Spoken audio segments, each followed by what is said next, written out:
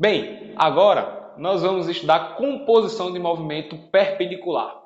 Observa agora que eu tenho um barquinho atravessando essa margem e eu quero fazer com você uma análise da primeira situação, observando esse movimento sem correnteza. De um ponto para outro, a margem tem 60 metros e o barquinho ele sai com a velocidade de 4 metros por segundo. Se eu perguntasse para você qual o tempo que ele gasta para atravessar a margem, você logo saberia que você aplicaria na expressão Deus vê tudo, onde distância é igual a velocidade vezes tempo. Se a distância que ele percorre é 60 metros numa velocidade de 4 metros por segundo, o tempo que ele gastaria era de 15 segundos. Só que agora eu quero analisar com você uma segunda situação. Com correnteza, como é que o barquinho se comportaria? Então preste atenção aqui. Se eu colocar a velocidade da correnteza como sendo de 3 metros por segundo, como a gente teria a velocidade desse barquinho nessa correnteza?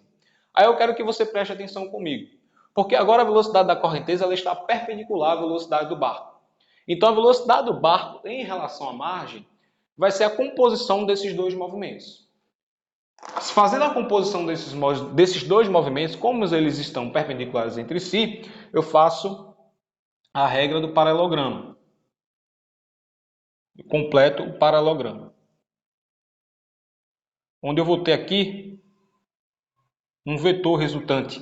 E aqui é fácil saber a velocidade resultante, né? Se aqui é 3, aqui é 4, o vetor resultante, por teorema de Pitágoras, é velocidade resultante igual a 5 metros por segundo. O famoso triângulo pitagórico.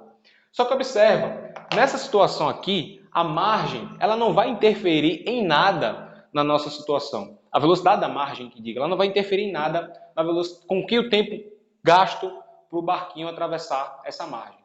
Se o barquinho gasta 15 segundos para atravessar, como a velocidade da correnteza ela não está na mesma direção, ou melhor, ela está na direção perpendicular à velocidade do barco, o tempo que ele levará para atravessar continua sendo 15 segundos. Mas agora o barquinho ele vai sofrer um certo desvio, porque a margem estará empurrando o barquinho. Mas um desvio de quanto, Gevinho?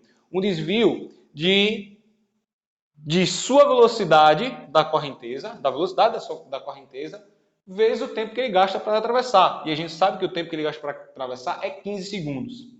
Se o desvio provocado pela correnteza com a velocidade de 3 metros por segundo é dado de acordo com o tempo que ele gasta, que é de 15 segundos, logo eu faço novamente o Deus vê tudo, onde o meu desvio vai ser a velocidade da correnteza, que é o que está provocando o desvio, vezes o tempo que ele gasta.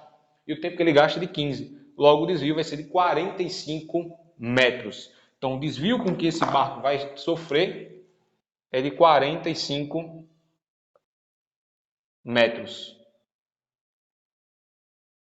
45 metros. Deixa eu complementar esse desvio aqui. Para você ter ideia, o barco estaria mais ou menos aqui. Ele sofreria um desvio aqui. Ou seja, quando ele fosse chegar ao outro lado da margem, você observava que ele ia chegar 45 metros em relação ao seu ponto de origem. A velocidade da correnteza ia atuar empurrando esse barquinho em relação à margem. Aí a gente pode destacar o grande princípio de Galileu.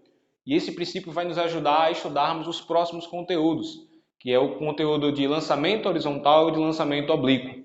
E o princípio de Galileu diz o seguinte: dois movimentos que ocorrem simultaneamente e perpendiculares entre si são independentes e podem ser analisados separadamente. Ou seja, novamente, o tempo que o barquinho levou para ser atravessado foi o mesmo sem correnteza ou com correnteza. A correnteza só provocou um desvio do barco. Então, se ele gastou 15 segundos sem correnteza, ele gastaria 15 segundos com correnteza, porque a velocidade não está no mesmo sentido, na mesma direção. Na verdade, eles estão perpendiculares entre si, né? E ela não atuaria efetivamente no tempo que ele gastaria, mas sim provocaria um desvio para onde esse barco iria. Então, esse desvio que ele provocaria era de 45 metros. Após esse vídeo, eu quero que você acompanhe mais duas situações especiais que nós vamos analisar nos próximos